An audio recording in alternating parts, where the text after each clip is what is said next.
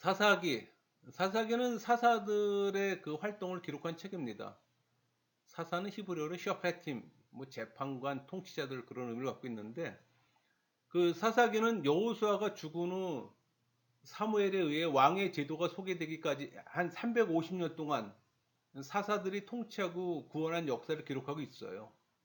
그 사사기는 암흑 시대의 책으로 여호수아서와 대조를 이룹니다. 그러니까 여호수아서는 순종하는 백성이 하나님의 능력을 믿고 신뢰함으로 땅을 정복했으나 사사기에서는 불순종과 우상 숭배에 빠진 백성들이 하나님께 대한 반항으로 인해 패배당하는 걸 보여줘요. 그러니까 사사기는 인간의 끊임없는 실패와 하나님의 끊임없는 자비를 보여줍니다.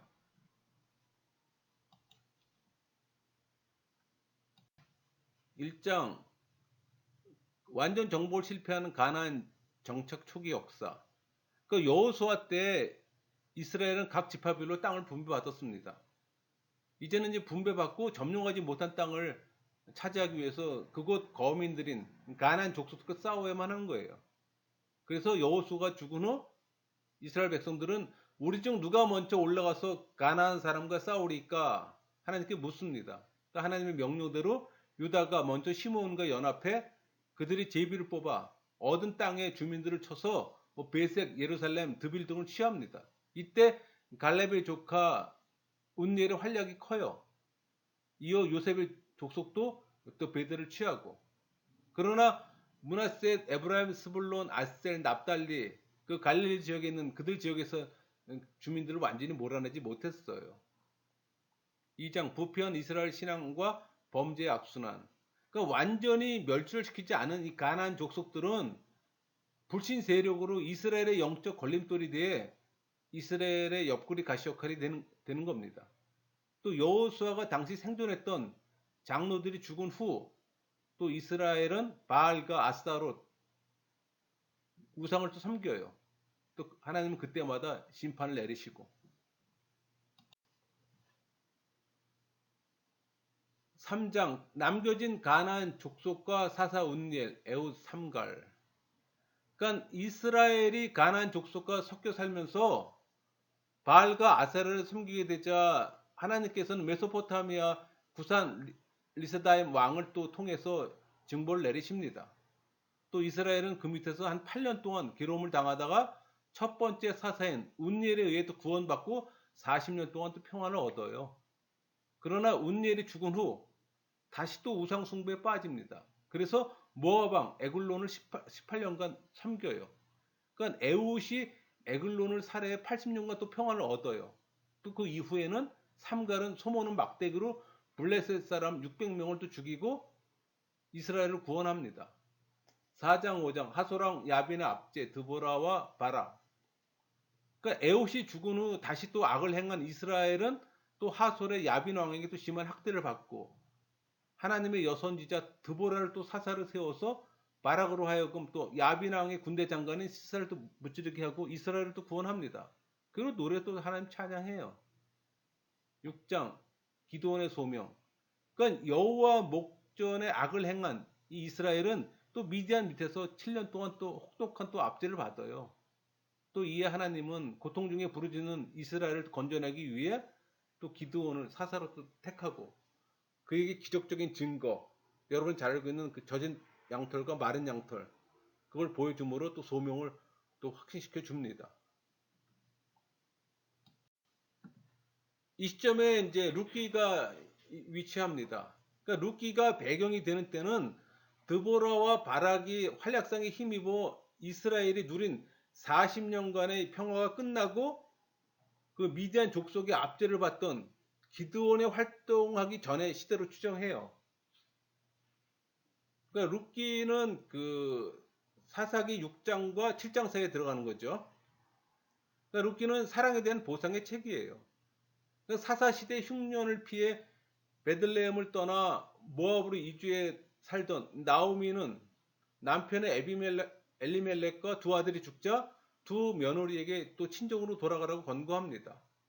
이에 오르바는 나오미를 떠나 친정으로 돌아갔고 작은 며느리 룻은 나오미의 강한 어떤 권고에도 불구하고 나오미를 따라 베들레헴으로 돌아와요. 또 보리 추수가 시작될 때쯤 베들레헴에 도착한 룻은 엘리멜렉의 친족인 그 보아스의 밭에서 이삭을 줍다가 보아스의 관심과 또 선대를 받습니다. 그러니까 추수가 끝날 때 나오미의 적극적인 노력으로 룻은 또 보아스와 결혼하게 되고 그 사이에 오벳을 낳았으며 또 후에 이스라엘 2대 왕인 다윗의 증모조가 됩니다. 여기서 그 보아스는 그리스도를, 룻은 또 교회를 예표해요. 1장 나오미와 룻의 초라한 귀양. 그러니까 나오미는 모압에서 남편과 두 아들이 죽자 그 며느리 오르바와 룻에게 각기 친정으로 돌아갈 것을 권하지만 또 룻은 나오미를 따라 베들레헴으로 돌아옵니다. 2장 룻과 보아스의 만남. 룻은 베들레헴에서 보아스를 만나요. 그리고 추수가 끝날 무렵 나오미는 룻과 보아스를 부부로 맺어주기에 계획을 세우고 그 계획이란 타작하는 날 밤에 룻이 보아스 침소에 들어가서 기업 물을 자의 의무를 요구하는 겁니다. 또 룻과 보아스가 결혼해 오벳이라는 아들을 낳았는데 그는 또 다윗 왕가를 또 이뤄요. 그렇게 해서 룻기의 이야기가 또 끝납니다. 다시 사사기로 돌아옵니다. 사사기 7장 그 기드온의 승리. 그러니까 기드온은 각 지파에서 모여든 그 32,000명을 10,000명으로 줄이고 다시 300명으로 줄여요. 또 하나님의 명령에 따라 미디안을 멸하고 또 이 힘입어 에브라임 지파가 또 참여하게 됩니다. 8장 기드온의 타락. 그러니까 자신들을 전쟁에 부르지 않는 데 대해 불평하는 에브라임 지파에게 또 기드온은 겸허하게 대함으로 또 부하를 진정시켜요. 또 이스라엘 백성들은 미디안의 압제로부터 구원한 기드온의 인간적인 용맹과 지도력에 의지해 또 그를 왕으로 삼고자 합니다. 그러나 기드온은 이스라엘을 다스리고 구원하시는 이는 오직 하나님이심을 내세워 또 왕의 자리를 거부해요. 그럼에도 불구하고 기드온은 백성들에게 금을 거두어 또 에봇을 만들고 그 백성들은 또 그걸 섬깁니다. 그러니까 기드온은 이방 풍속을 쫓아 또 많은 첩을 거느리는 등 타락을 해요. 9장 기드온의 서자 아비멜렉.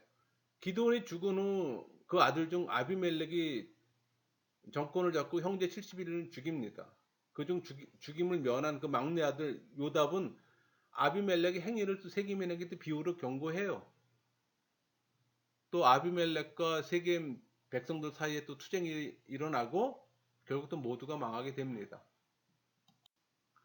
10장 사사 돌라와 야일.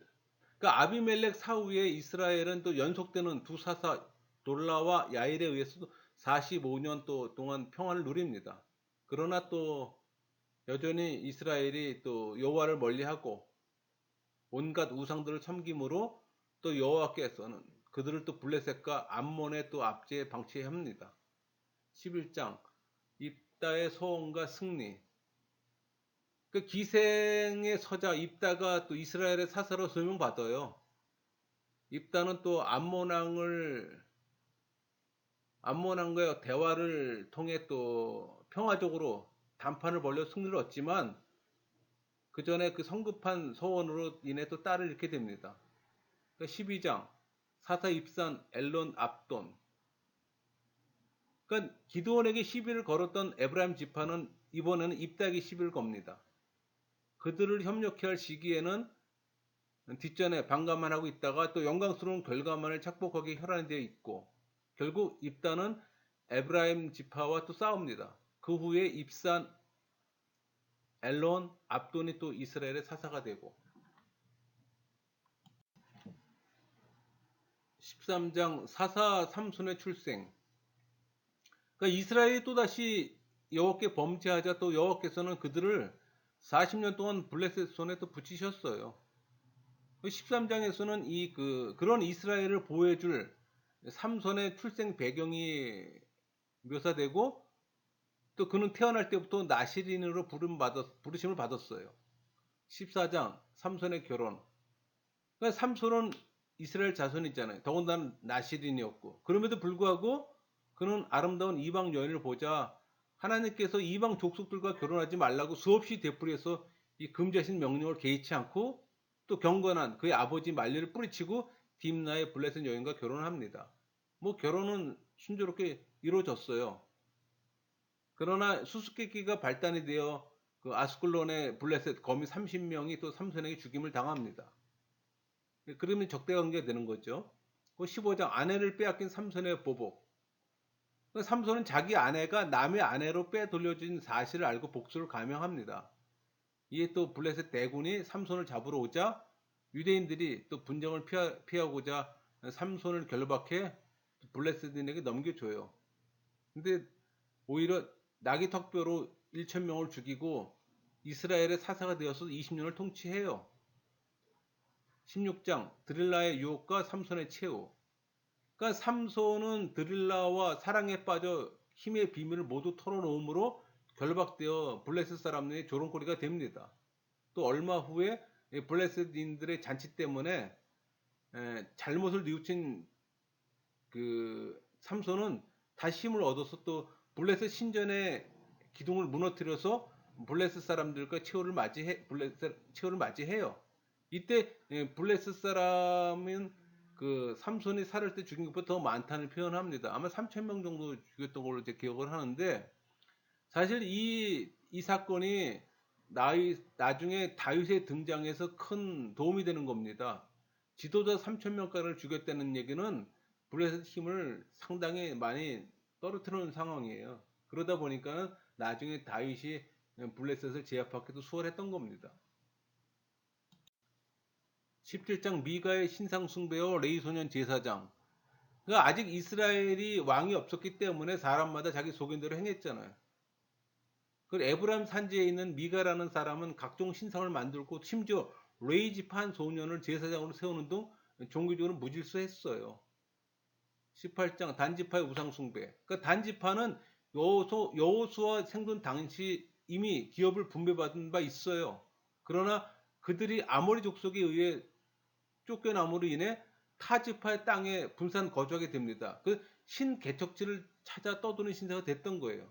그러다가 이 단지파는 이주할 땅을 모색하고 정탐한 결과를 북상하게 되는데 이때 이제 도중에 미가의 신상을 탈취해서 우상을 숭배하는 겁니다.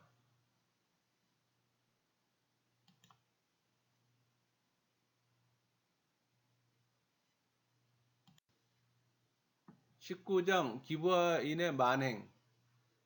그러니까 에브라임 산지의 한 레인이 도망간 첩을 다시 데려오던 중 기브아에서 한 노인의 집에 유숙하게 됐잖아요. 이를 듣고 달려온 베냐민 지파에 속한 이 기브아인들에게 그의 첩이 또 강간당하고 죽임을 당하자 그는 또 그 시체를 12덩이로 나누어 각 지파에게 보내 호소합니다.